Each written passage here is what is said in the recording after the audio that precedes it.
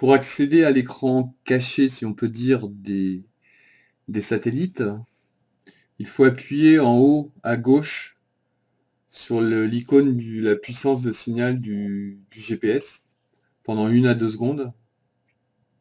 Voilà. Ce qui vous donne accès à cet écran qui est vraiment très utile quand on ne sait pas où on en est avec le GPS. Par exemple, quand celui-ci met un temps fou voire pas du tout, à accrocher les satellites. Et donc, vous voyez votre barre de puissance qui bouge pas, et vous savez pas trop ce qui se passe. Au moins, avec cet écran, vous voyez au moins si votre GPS est en activité ou pas, ou s'il cherche ou pas. Parce que la seconde possibilité qu'il peut y avoir, en fait, c'est que, matériellement parlant, ben, la puce soit bloquée. En informatique, ça arrive, hein, qu'un matériel se bloque. Et tant qu'on n'a pas relancé à froid le GPS, ben, la puce se réinitialise pas et vous pouvez laisser le GPS 3 heures allumé, et ben, il se passera jamais rien. Donc cet écran-là permet au moins d'éliminer cette hypothèse. Et ensuite, vous pouvez voir quel est votre niveau d'accroche en fait. Alors avec un stylo, je vais vous décrire les deux parties, voilà. Ici, cette partie où vous avez des cercles, c'est ben, le nombre de GPS visibles.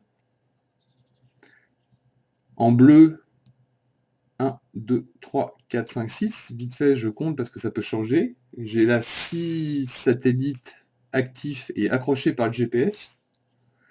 J'en ai un, vous voyez, le 7 là, qui est grisé, c'est-à-dire qu'on le voit. Et j'ai le 26 aussi. Hop, le 26 est passé en bleu. Donc le 7, lui, reste comme ça. Ça veut dire que le GPS ne l'a pas accroché, il ne s'en servira pas pour faire les calculs de position.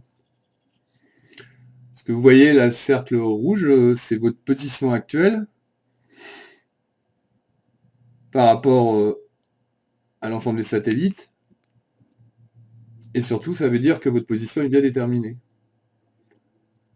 En bas à droite ici, c'est très intéressant aussi comme graphique, car chaque barre va représenter la puissance du signal satellite que vous avez ici sur la carte là. Pour les repérer, vous voyez, vous avez le numéro, par exemple le numéro 10. Si je regarde ici, on voit qu'il a un signal très fort. Par contre, le 27, hop, j'ai même perdu. Si je prends le 26, voilà, on va prendre le 8, qui est là. Donc le 8, pareil, par rapport au 10, vous voyez, il y a le 10 a un signal 3 fois plus puissant.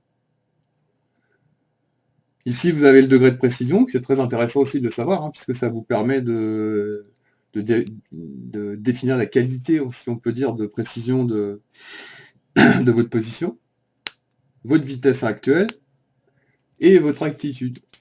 Voilà, donc cet ensemble d'informations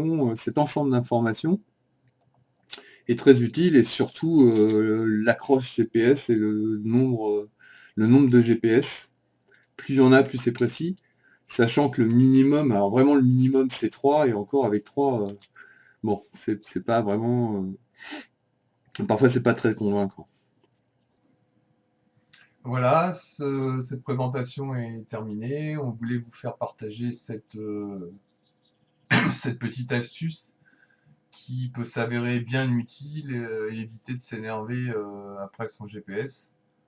Évidemment, si vous voyez en regardant l'écran des satellites que vous n'accrochez pas les GPS, ou que même au bout d'un certain temps ça ne fonctionne toujours pas, à ce moment-là, il faut passer à d'autres mesures, mais ce n'était pas l'objet de cette présentation.